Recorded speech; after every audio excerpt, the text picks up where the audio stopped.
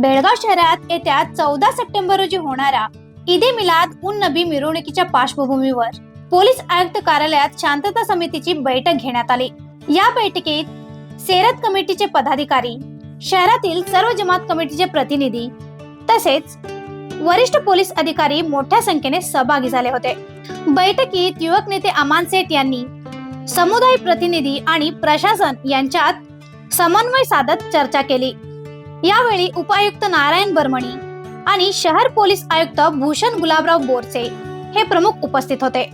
बैठकीत मिरवणुकीच्या सुरक्षेचे नियोजन, वाहतूक व्यवस्था आणि विविध तांत्रिक बाबींचा आढावा घेण्यात आला।